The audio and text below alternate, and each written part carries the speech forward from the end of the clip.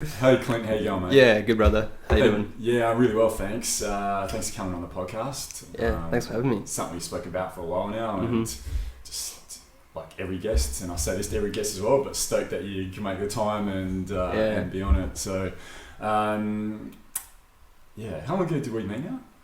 Was it Fire ceremony last year, so that was October. October? Yeah. Yeah. So it was like a week before that, though. It was, Simone's at Rati's house. Yeah. Yeah, Simone's house. Yeah. Nice. Yeah. Cool. And then it's been quite awesome. Like a few months since then, and lots been happening. Lots been going on. And one of the things we thought we'd have a chat about today is your experiences with the toad. That's right. Yeah. I guess, and what I'm interested in, because I haven't experienced it before, is preparation is one thing, I guess, but actually the experience itself, what happened, what occurred, what it's like, and then what's come out from it after as well, what benefits, things like that. So, can you perhaps tell us a little bit about that, and actually what the toad is as well? Yeah, sure. Viewers out there. So the toad comes from Mexico originally. It's called the Sonora desert toad. It also goes by, I think it's the California river toad. They extract the venom or the secretion from the toad's glands, and this is basically the 5-MeO is a real big kick up from your normal NN-DMT, which is the active ingredient in ayahuasca. That's being very widely used, particularly here in Australia and around the world. It was the experience itself, I suppose, can never be put into words entirely. It was an experience that sort of left me feeling a feeling of expansion, a feeling of dissolution into the universe. I know people talk about this experience a lot, and people are starting to intellectually understand this oneness. But to experience it on such a deep level is a whole new feeling. It's a whole new thing.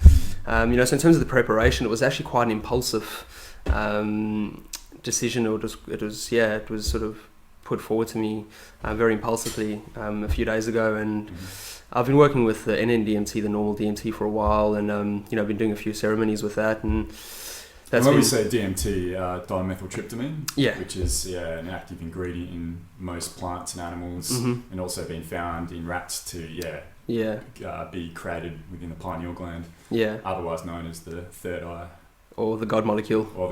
That's it, yeah. And I think Saturday's experience was a real deep insight as to why they call it the God molecule. Sure, that's the actual DMT compound itself. Yeah, the DMT compound itself, yeah. It was quite recent times I've been experiencing, one might say, a blockage in my DMT experiences, even in my ayahuasca experiences. It's almost as if when the experience starts coming on, the mind tries to, I suppose, comprehend it initially, and then gets frightened by the expanse of the experience. So the mind goes, oh, no, hang on, hold it here. And I get to a point where I feel stuck. And the place I'm stuck in isn't necessarily a bad or a dark space, but it's a space in which I really get to see the construct of the human mind in terms of, the perpetual cycles of thinking and fear and, But Saturday's one, before having the experience, which was offered to me by a good friend who does it up on his property, and before going into the experience, there was a big level of fear, I suppose, or anxiety that kicked in before doing it. I suppose there always is when doing these very, these experiences that are extreme altered states of consciousness. If you weren't nervous, there'd probably be something wrong with you. Exactly. Sort of watched my friend go through his experience first, and I think that then almost combined with the fear made me go, nah. That was a process enough just watching that. Sure. But I did do it anyway, and the intention I went in with was the question of what's blocking me. What's not necessarily what's blocking me in DMT or in ayahuasca these days, but what's blocking me from being the light. I think the essence of what I gained from that experience is that there's absolutely nothing blocking me from being the light. I am the light. I always have been the light. I will continue to be the light. Here I am as a physical, creative manifestation of the light. But the only thing that blocks me from being the light is whether I choose to believe that I am the light or not. So to touch on the experience itself, the setting was beautiful. I mean, I was out in the Jarrahdale forest, and the sun was just setting behind the trees. It was a beautiful time of day, and just as I started to come onto the experience, the world around me changed in a way that it was the same, but it became more dense. It became more alive with color and just an abundance of life and beauty. And at one point, it almost got too much to be able to perceive with my eyes, so I really had to shut my eyes, and at this point the mind again came in with this, oh no, wait, stop here, this is too much to take in. But the words surrender just kept sort of ringing in the back of my mind, and as soon as I said to myself, just surrender, the mind almost just dissolved, and it was like this projection of white light just through my body into the cosmos, and I felt this dissolution, and I sunk my hands into the earth, and I remember feeling, the Mother Earth, and it was an experience unlike I've ever had before. I could really feel her heartbeat. I could feel her warmth. I could feel how I'm an intrinsic part of this organism, this living organism, and had the experience of realizing how the earth, the trees, the land is holding space for me to be here and exist. And from that arose this deep level of appreciation and gratitude, for the earth, and in turn for myself and the sustenance she provides. And as that feeling of gratitude started to develop, I realized that this was the God feeling. This was my connection to God, universal, to myself. Everything. Yeah. It was gratitude on a whole new level.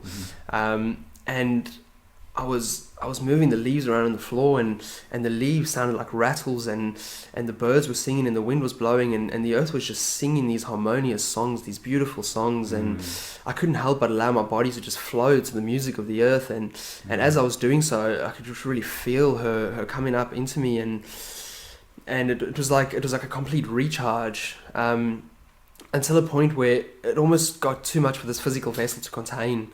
And I remember just looking up at the sky, and that's when I suppose the best words to describe would be that I became a star and pretty much exploded. It was the most expansive experience I've had, and I realized that nothing actually matters. In the most beautiful way, nothing actually matters. All of this is just it's just an amazing display of creation. It's every single moment is just perfect. Sure. And to be so deeply present in each and every single moment is when I realized that nothing actually matters. Everything is significantly insignificant. Sure. Yeah. If that makes sense. Yeah. So that was, I suppose, the gist of the experience. I suppose coming back from the experience, it took me a little while to just, I suppose, comprehend it all, because straight away the mind starts to try and put it in boxes and make sense of what happened and where I went. And exactly. And I suppose the lesson I got from the experience itself was to let go of that in each moment, to let go of the mind, to let go of having to understand everything, to let go of having to put everything in boxes and label everything. And just feel it from your heart. Exactly, totally. Just feel that. So since then it's been, it's definitely shifted, I suppose, the way I've just been going through my everyday life now is that, along with a few other things that have been happening over the last, say, couple of months. There's been a massive shift globally, and I'm sure a lot of people out there can relate and are experiencing this shift, this energetic shift. And I think what's happening is it's a time for purification. It's a time for owning our shit and really stepping through that and letting go of the things that no longer serve us. Yeah, certainly. Yeah, I was talking to a friend of mine. Well, I want to go back to your experience with the toad in a moment. But I was talking to a friend of mine last night who she's been on this podcast. She channels, or just has really started getting into that. Yeah. And she got something come through last night about, because there's no doubt that something's going on in the world. We're all like, is this going on elsewhere? And then we'll see an interview or like hear a conversation, obviously usually over the internet or some women over Facebook, and they've got the exact same question. Like they're like, "Oh, is this going on elsewhere?" You know? Yeah. And for her is that so for like the last period of time, like an energetic state on the outside, especially, has been getting upgraded. But what's been happening over the last few months is it's started to work into our physical, starting with water molecules. So like we're mostly water, but like the water state. We've got there's the water, the solid water and gas, but we don't really have. It's that energy side of it sort of gone. It's moving more into the physical part of it, which is the next easiest thing is water. So apparently that's what's going on, and I don't know, it makes sense. It makes perfect sense, and I can totally resonate with that. For quite a while, I suppose last year the big thing for me was focusing on the more spiritual, etherical, emotional side of who I am. I think last year was a big year for transformation. Sure. In terms of being able to see clearly who I was, and the conditions that I suppose needed to be broken down and stripped away in order to become the fullness of who I am as a being. And I definitely feel that this year is more the physical side of things. It's become quite clear to me after doing a fair bit of the plant medicine work, which like ayahuasca, those kind of things, very much etherical. And this year it's really come to me in quite a strong way that I've not paid enough time to the physical, or paid enough attention to the physical side as well, which is an important part of this Trinity, this Holy Trinity, right? Exactly. Is to be a clear vessel, to look after it, find the appreciation for this amazing fucking thing we get to inhabit called human body. Like, how amazing is this thing where it heals itself, can do just a myriad of amazing things. Yes. I mean, look at the world around us. You look at the world around us, you look at things like cities. Yeah. I mean, you look at things like just even the simple cars we drive, all of these things, it's amazing feats that we've accomplished as human beings. Sure. Just using this and what we've created from this thing, from this physical manifestation of our consciousness. It's created such amazing things and is able to do such amazing things. Yeah, absolutely. And I really feel that's what, we go back to your experience with the toad and any of these plant medicine / psychedelics, what they do is just give you just even that moment in time where you become more aware of something or some things, but it gives you that ability to get yourself the fuck out of the way. Yeah. Understand either, wow, this body of mine, it's incredible. I can really see it now. I can feel it. I'm going to start really taking care of this body from now on. Now I get it. Or like your experience with the toad, where you just absorbed into the earth and you understood how important the earth was to you being alive. Yeah. How absolutely necessary it is that we take care of it, treat it well, because it's a part of us. Absolutely. And at the moment it's increasing, but people are able now to get those insights and able to do that. And it's something that we've had as a human civilization going back since day dot. It's only been relatively recently where all these things have become illegal, and using these sort of substances has become illegal, say over the last 500 years or so, maybe longer or shorter, who knows. I don't know the short history of this earth enough to understand that or that exactly, but certainly in the 1960s something happened where it all came back to the fore in a lot of synthesized versions. Yeah. But then because of that, it led on to all these ancient practices being remembered, ayahuasca ceremonies, iboga ceremonies. I think the toad's only fairly new. Yeah, it is. But there's many other these ancient practices. Doesn't even have to be with a medicine, like yoga practices, drumming, all these really ancient tribal practices are really starting to come to the fore now. And what each of these practices are able to do is reconnect us and help us remember who we are and why we're here. It really takes us out of the box of this conditioned life that we live. Definitely. That, you know, we've been taught to live, that has been influenced by so much of our ancestral burdens, by so much of society. You know, it takes you outside of that and allows you to see the world on a whole new scale, on a whole new level. And with that definitely comes that appreciation for it. But it comes with this newfound sense of compassion for other beings, empathy. For the world, empathy. You know, because you realize again that you're not separate from it at all. In no way are you separate from any of this at all, you know. That lack of empathy really does come from a disconnect, and I think a lot of the times people are disconnected. It's not just. Well, I mean, I feel we are culturally and socially programmed to become more separate. It's just a side effect of living in big cities and all that. You know, that's saying you're never more lonely than in a big city.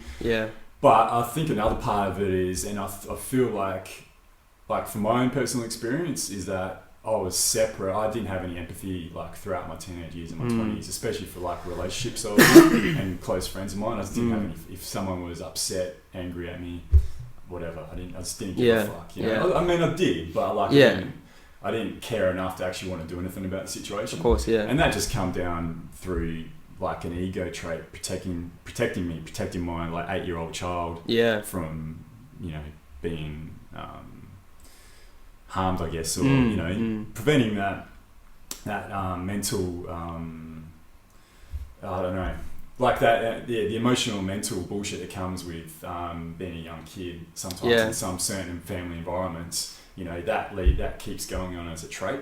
It does, absolutely, yeah. And it wasn't until I experienced psychedelics, or I'm talking about mushrooms, the organic ones, mushrooms, ayahuasca, then I realised, there is no real disconnect, and I just got such an understanding of why I behave the way I do, and what it means, and what it would mean if I lived in a more empathetic, compassionate nature with my fellow man and the fellow earth. And goddamn, my life's been fucking incredible ever since. But we don't have that. Those experiences you've had and myself had and many other friends of ours, that should be available and needs to be available for everyone. It's part of our software update programming, our operating system upgrade as human beings is the use of plant medicines. Absolutely. I've got no doubt about it. And it's got it shouldn't have any negative connotation to it. All it is it's just a communion with the earth and with the consciousness of Gaia. That's all it is. And nothing more. On that note as well, I feel that what these medicines are showing us as well, and what it's showing us is that I suppose these generations now, the shift we're experiencing is that we're breaking free from the ancestral burdens that have restricted us from expanding on this level. It's these very old, deep ingrained conditions and programs that things like the word illegal and it's not good for you and destructive. This is going to be destructive. For you. Absolutely. And I think we're at a point in our evolution where we're breaking free from that, and we're realizing that we've got to fully accept what has been done in the past, what is being done right now. Again, each moment is perfect. It is all as it is. Acceptance is the beauty of letting go of the suffering associated around what might be happening in the world, whether we perceive that to be good or bad. And I think taking on the responsibility now as well of breaking these old conditions, these old patterns of violence, of hatred, of ignorance. Domination, ignorance, greed, power. It's we're breaking free from all of that and allowing this new. In a way, I feel it's quite gentle, this new gentle consciousness to emerge in which it's going to allow us to all walk in harmony, live in harmony, with ourselves and the planet. Yeah, definitely. Because, if we keep living the way we're living, it's not long and the human race is going to cease to exist, It's, we're spending our kids' future. That's what's happening at the moment. Exactly. We're digging up all the resources, our kids' future, we're in the middle of fucking it at the moment. What it is creating, though, is this... It's helped to creating this technological evolution, whatever it is. I'd like to call it a technological / information evolution, where we're able to, because a lot of what prevented us from really expanding in the past was lack of information. Like all our information back in the day would come from the church, and then there was governments and then, you know, corporations and things like that. But over the last 15, 20 years, and especially over the last 5 years, that information base has left like the stronghold of the church, the government, corporations, and it's into the people now because of things like the internet. Totally, it's in the hands of the people. It's in the hands of the people now, and that's why we're seeing more and more people are able to then go back and experience something that's very tribal, very connected to the earth, that is moved well away from information technology. It's totally away from that, and it's just a reset. It's just a communion with nature in many different forms that allows us to reset, look at ourselves, get our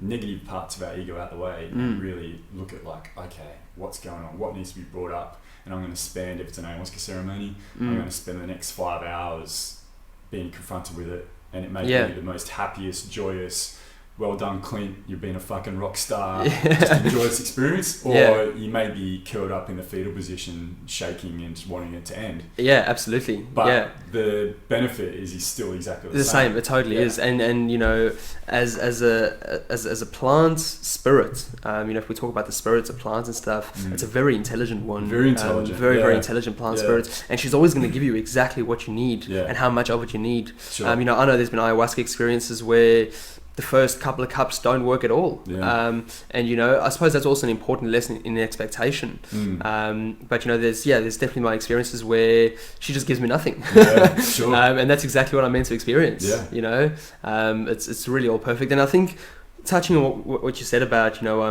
I suppose going back to our indigenous roots in a way, you talk about this quite often, and I think it's very important to recognize that, yes, we definitely need to go back to these ancient, I suppose, knowings, these ancient, just the knowledge of the land, being connected to the land, learning to live in harmony with the land, but bringing that into this, we're in the 21st century, and the technological revolution or evolution has been awesome. And the combination of the two, the combination of spirit and science, you know, I think is going to be the new way forward for this world. You know, the indigenous say knowledge, wisdom, beliefs combined with what we know today about the universe and about ourselves, and technology can really help shift the face of this planet in a massive way. And you see it happening all around. You know, you see all these young kids coming out of uni these days, coming up with systems, you know, to clean up the oceans, to you know, find new ways of generating electricity and you know, powering our cars, agricultural practices, all of it. You know, it's great, and this should start being recognized more worldwide. You know, and we should definitely start again putting more of our focus into the younger generations. You know, it's the youth that are going to be the future of this planet. Definitely. You know, if we look after them, we're in turn looking after the planet as well. We're looking after ourselves. No doubt. Very well put, Clint. I think if we can really start investing some of our resources now, especially like our parents' generation, the baby boomer generation, who have by and large like them or love them, but they've done well for themselves, but without them really knowing, they've been in an economic situation where they've sucked up all the credit and all of our resources from our future, and they've put it into their bank accounts and their homes. That's basically what's happened. So they need to, like, if they become more aware of, look at what some of these young people are doing now, and I hope this happens, but a lot of that baby boomer generation, they're the old guard who are still caught up in mainstream media. They're the ones that still get the newspaper, generally still get the newspaper delivered every day, and watch the news and a current affair on TV every day, and that's how they get all the information.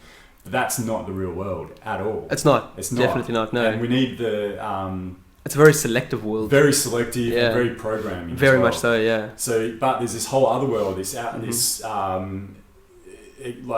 just eternal world out there of information that is also available to them if they just decided to jump on the internet and see what the World Wide Web has to offer. And see what some of these amazing people are doing, and seeing the messages that some of these other independent media outlets are putting out, not through television but through YouTube channels or whatever it might be. And you'll find, and what's happening like throughout Silicon Valley, like the hotbed of all this technological evolution, very strong plant medicine scene Yeah. out there. Yeah. Like with mushrooms, especially in Mm-hmm. ayahuasca, very strong community. So we've got like this technological push, and these people that, you know, because like things like AI, artificial intelligence, and I'm still, I have to admit, I'm trying to look at it optimistic that, yeah, this is going to be really, because we are birthing something into creation, there's no doubt about it. Yeah. And I'm optimistic that, okay, cool, it's going to be cool, we're going to create something that's going to benefit us, yada, yada, yada. But there is potential where you're going to create something that does destroy us, Terminator style. Yeah. Like that could be the potential's there. Yeah. But what I feel is that it's going to be up to us, and it's like what energy we come through and produce these things with, because, you know, there's that saying that we are, human beings are just the reproductive organs of technology.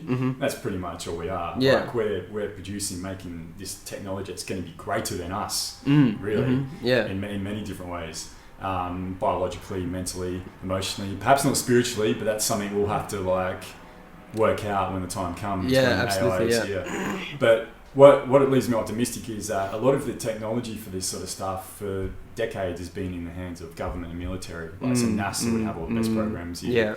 American military and the Russian military and the German military would have all the best scientists.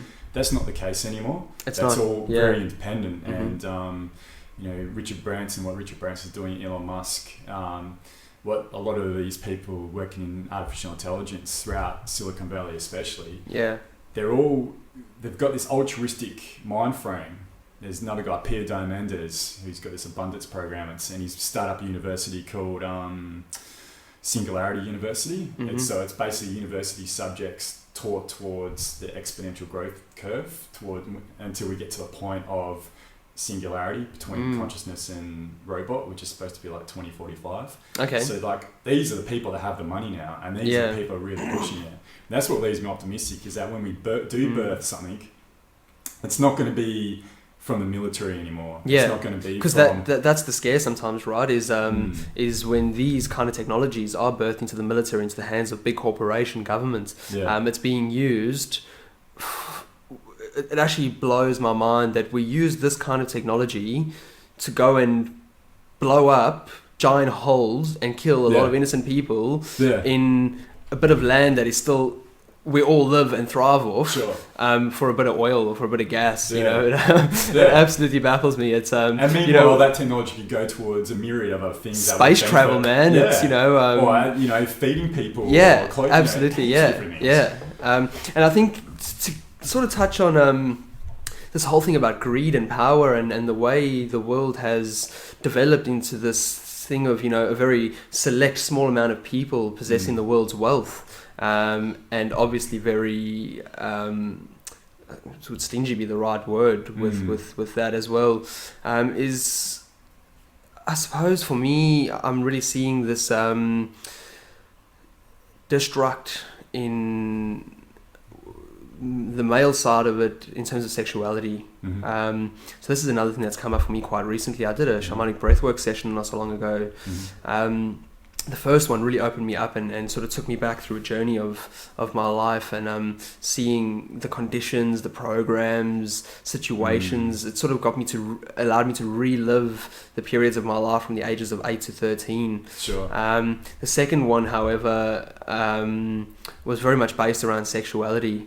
You know, so for quite a while, and I'm sure when I say this, I speak for many men, and I'm sure many men out there can relate, is there's been this, I suppose, confusion there around this power, this driving force, this energy that's really strong, it's really intense. You know, it's the masculine energy, very masculine energy.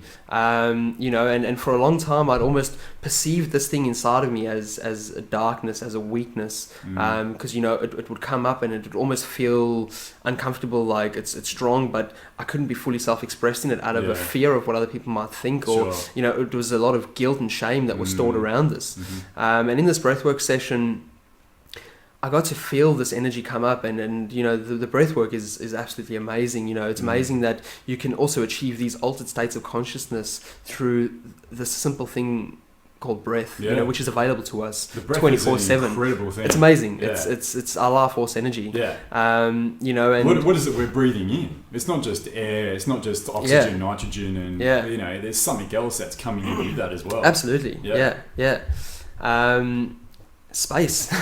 Sure. Space, and so I really got to see that this energy I've been storing and holding on to, that I've very much been almost scared of in a way. It's allowed me to develop this fear of being alone, and the fear of being alone is like this lack of trust I have in myself. Is that the smallest things could trigger me, and it could almost be a bit like cringy, if that's the right word. But what came through to me in this breathwork session, that what is in fact, or what I've been perceiving to be my biggest weakness, is in fact my biggest strength.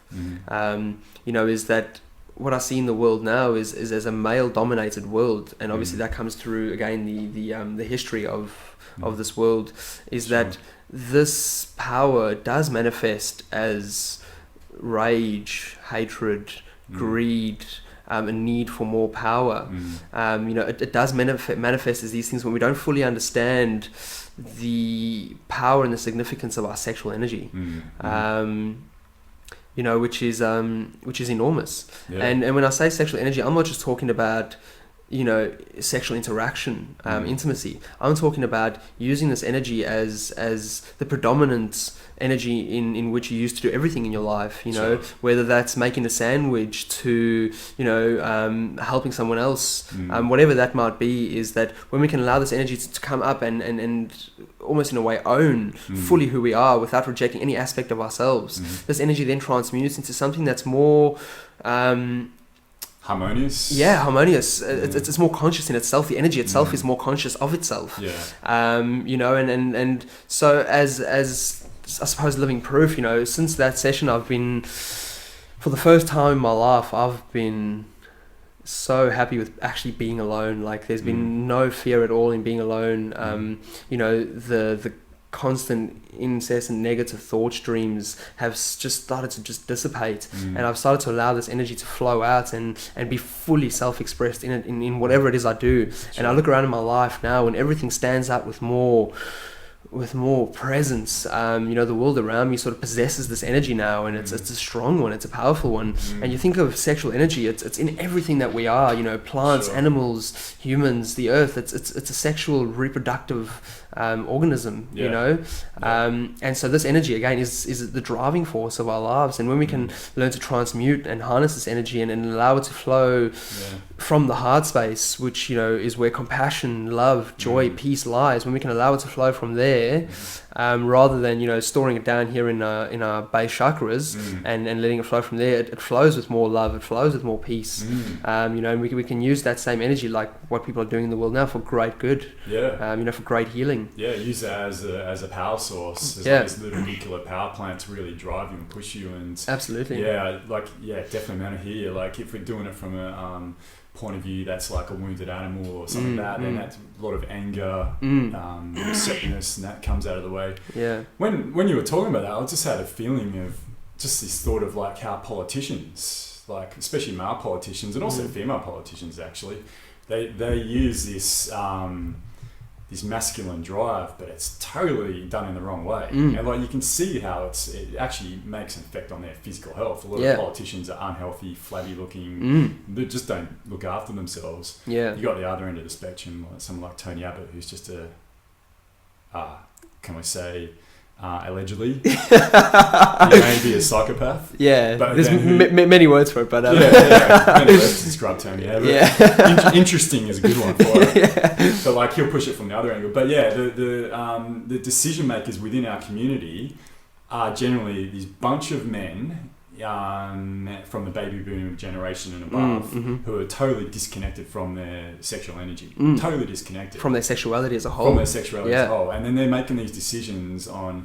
the best way for us on this landmass and of Australia and also the world, the best to move forward. But well, what are they doing it? They're doing it by spending billions of dollars on defense and going and bombing other countries, and that's warfare, that's the expression of their male sexual energy. So again, the manifestation of rage and anger and hatred and violence. It does manifest. So again, it's a really good display of the duality, the contrast in which we exist, right? Yeah, so it's important to have people like Tony Abbott around. It's important to have. It's important to have dickheads around. Because they restore the balance, and they help the resistance that we need to push. Absolutely. But I think what's happening now is the shift that's happening is that these people shouldn't be in power. No, not anymore. Not anymore. Come. The time has definitely come. Yeah. But again, the sexuality or the sexual energy that we all possess, I suppose, also very clearly demonstrates that duality. In terms of when it's not fully understood or expressed or felt in the body as something good, it does manifest as rage and anger. Sure. And again, all of those emotions or responses are very powerful responses as well. So in the same way that when we can allow that to come up, transmute that in a way that it's used for greater good, with more compassion, with more kindness, again, it's still very powerful, but being used on the opposite end of the spectrum, for great good, for the healing that this planet so desperately needs at the moment. Definitely. I mean, we've seen now a lot of these different, again, going back to ancient practices, but the Egyptians use that. They've got that instrument, the ankh, which is, you've seen that? Yeah, and absolutely.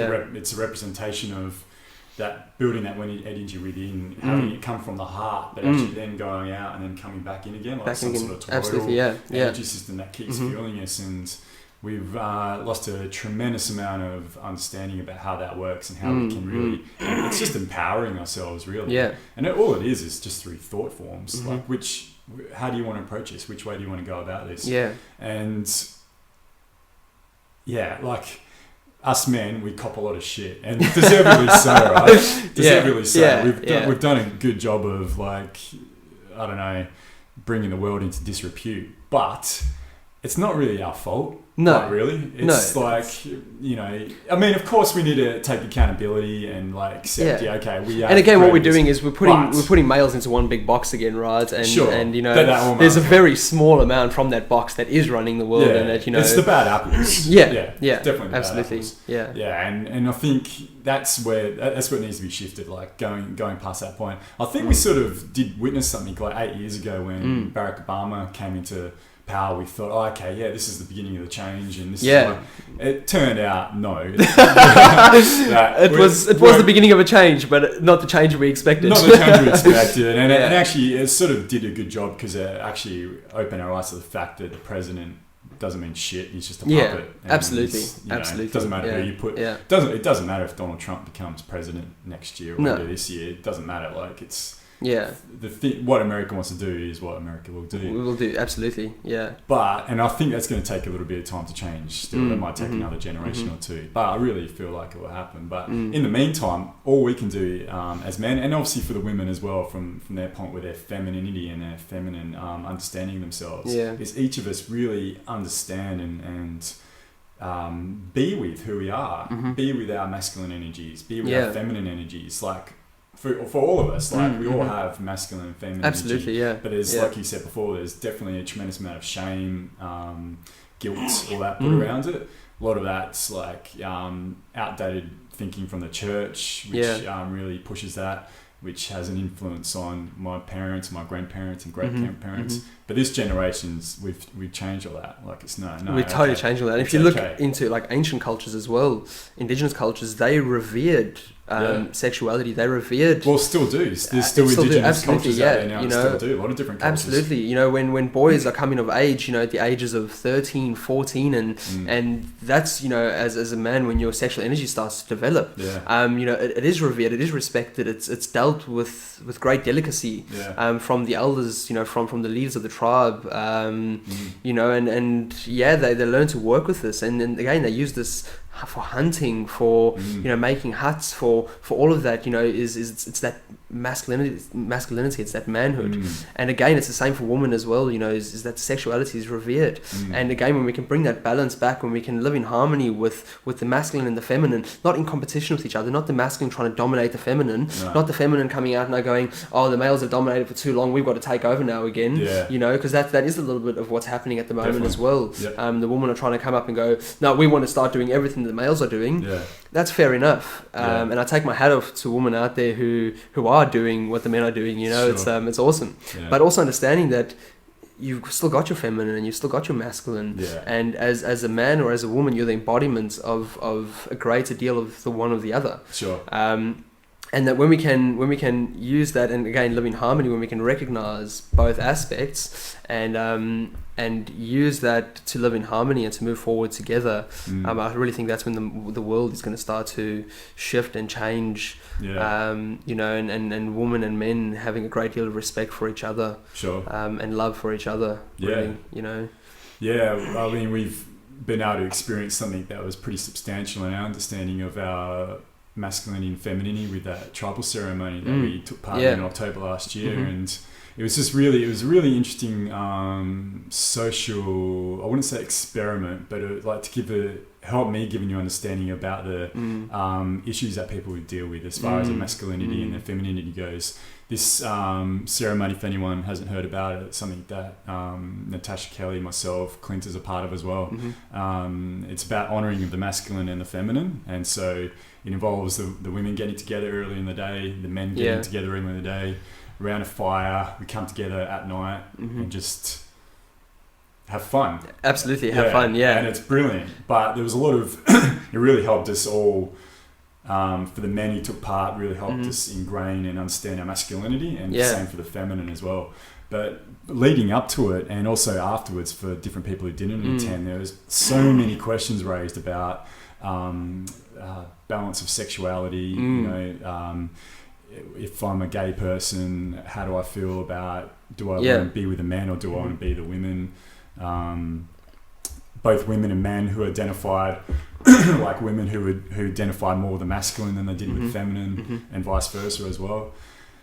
And I don't know, I don't think there's any answer for each individual. I don't think there's any right way or wrong way. Absolutely, it's just what you feel most comfortable doing. And I think it's both what we feel most comfortable doing, but it's also allowing ourselves to be uncomfortable, because I think for every man there that night there was a certain level of uncomfortableness, and same with the women. But by the end of it, we felt very comfortable. It was like, and very empowered as well. Very empowered. It was like, oh, this is what it's supposed to be a man, or this is what, and it really came up.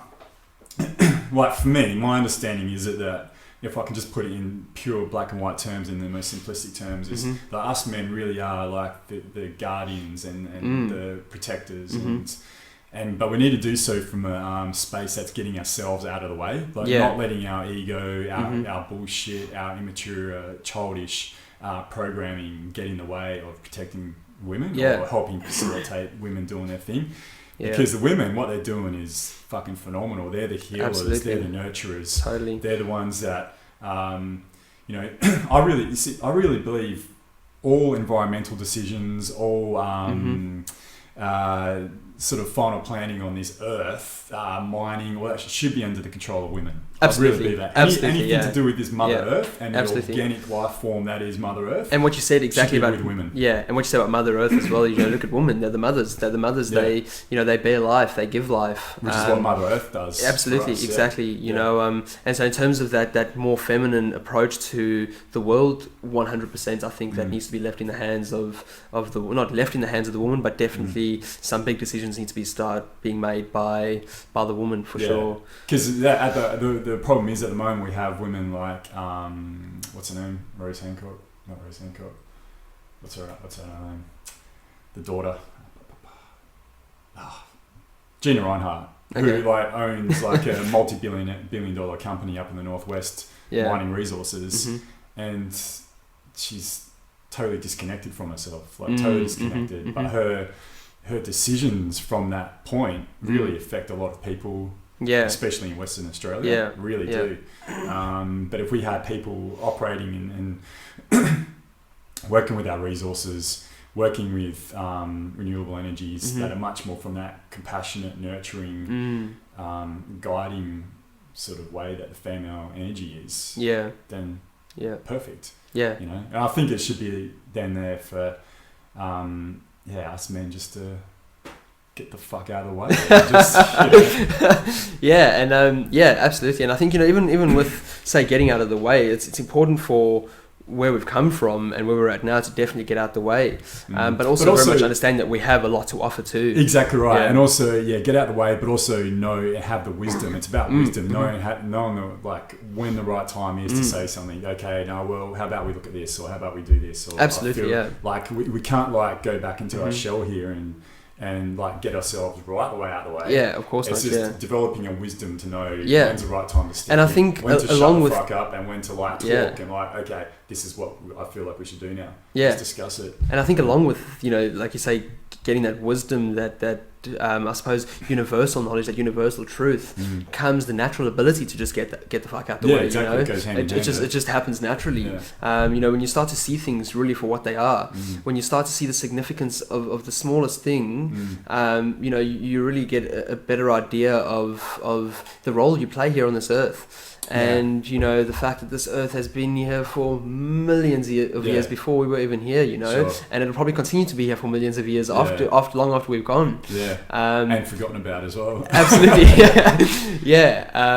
You know, but I think it's just to recognize that at this very point in time, we are a part of this organism. We are a part of this whole, and you know, we've been so proactive in getting involved in it in a way that it's now become destructive. I mean, I can very much feel that initially the intentions weren't necessarily bad. The intentions weren't, you know, to have war and destruct and hatred in the world to start with, you know, many years ago. But that's the way it's obviously developed, you know, and I've read a really good book, and I'm sure you've read it too, The Celestine Prophecy.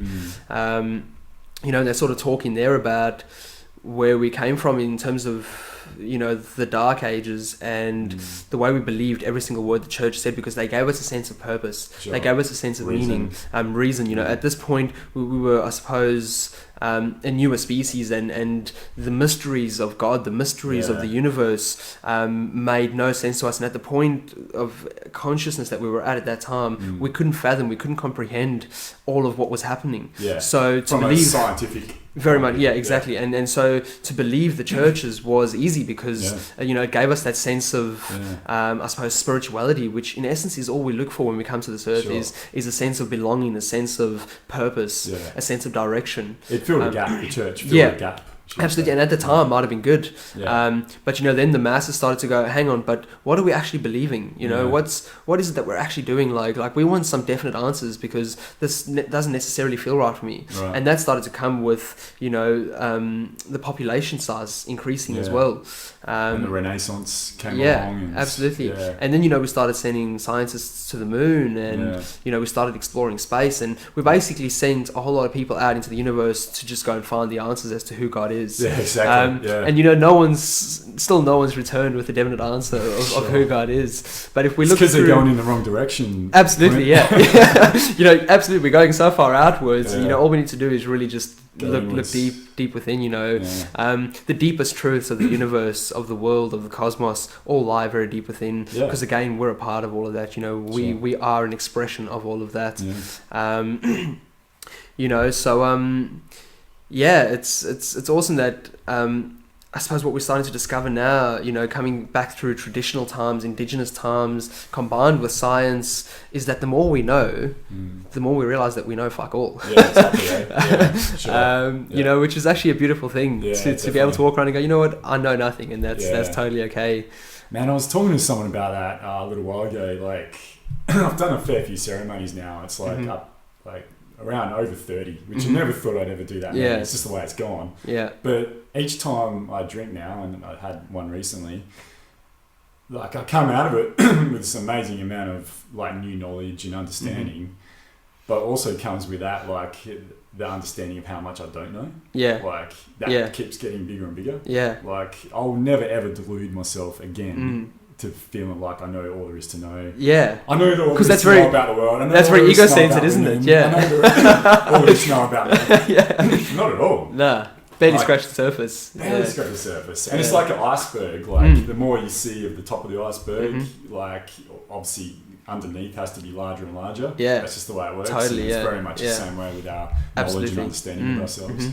Yeah, and you know, so yeah, with this, I suppose, knowledge we have of not knowing, you know, and having been on this lifelong journey to find who we are, to, you know, send people out there to bring back the answers as to who God is. You know, we've now made the world into a place which has, for a time, suited us.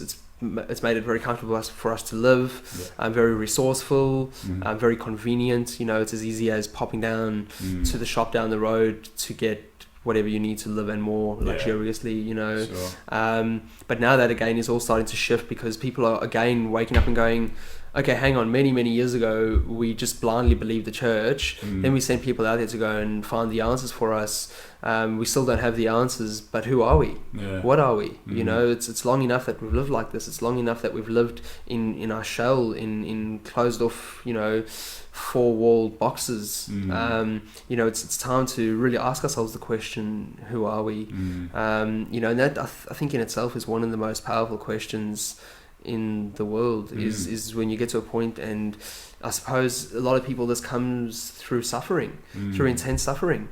And suffering is just the feeling of separation, right? It's feeling separate from it all. It's feeling that your problems are only your problems. Sure. It's feeling that, you know, the world is out to get you. It's against you. And in a way that again is the beauty of contrast, is the beauty of duality, is that through that suffering emerges this question of, who the fuck am I? You know, what am I doing here? Sure.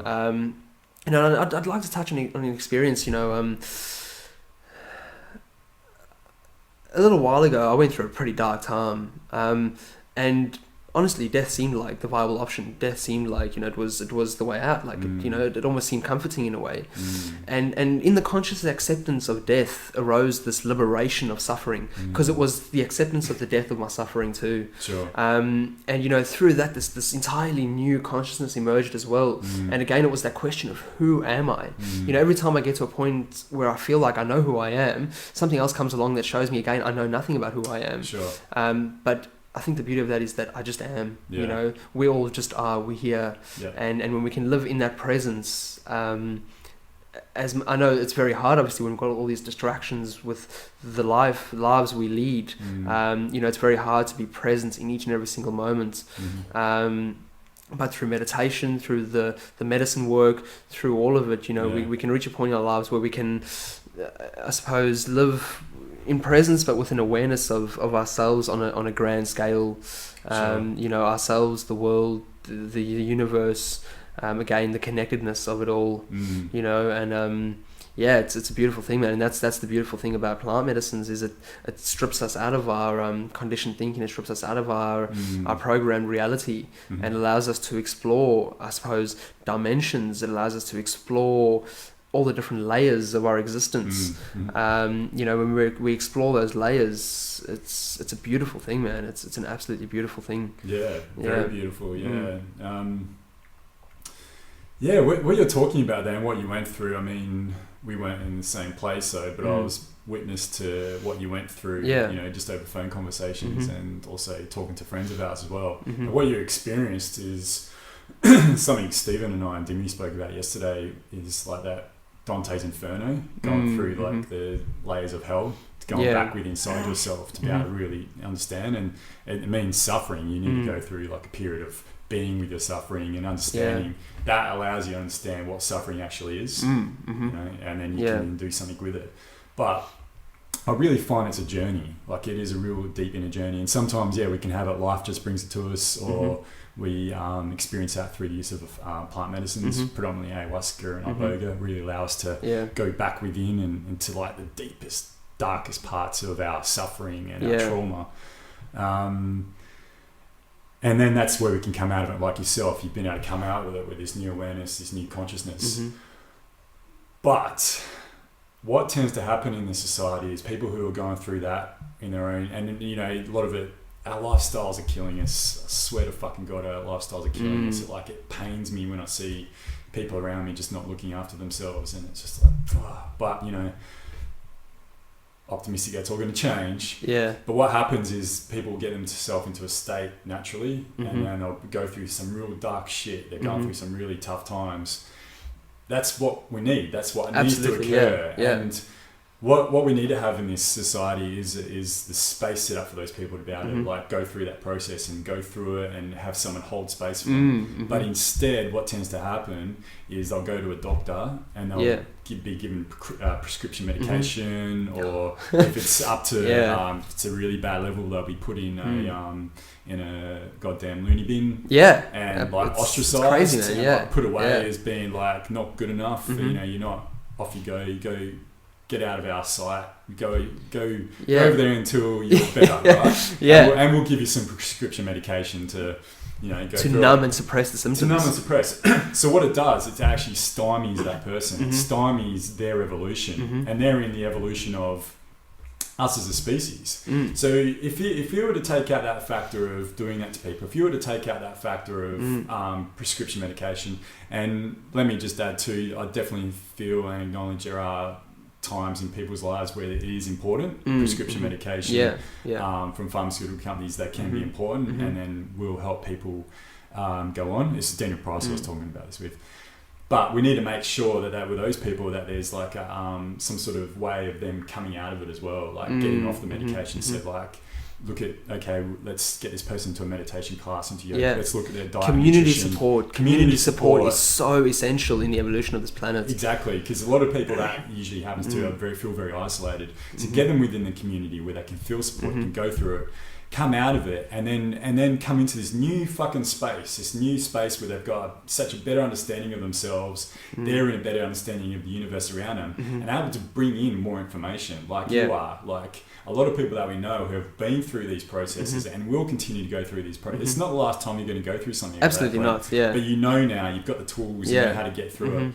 And I see the beauty in the suffering as well, the perfection of it all, the perfection of the duality in which we exist. You can't have the one without the other. You know, we come onto earth as a human being to experience suffering, but to experience hand in hand excitement, joy, love, peace, to experience pain. You know, it all exists, it's all real. You know, there's no denying one aspect of it. There's no denying a single thing of our existence in terms of suffering and joy and whatever else that is. But again, how would you know what light is if darkness didn't exist? You know what I mean? You know, how would you know what darkness is if there was no light? It's all just perfect, you know. And the ancients talk about this. You hear it and read about it in books. But when people get to that space of egoic suffering, that feeling of separation is so large, and I know, and I can relate, and to everyone out there, like, I know, I feel the pain of separation. You know, and in that space, even though your friends might say, look, man, other people have been through this, like, you know, what you're going through is okay, still you feel, just shut up, this is my problem, you know, I've got the weight of the world on my shoulders. I just want to be in my cave. Totally.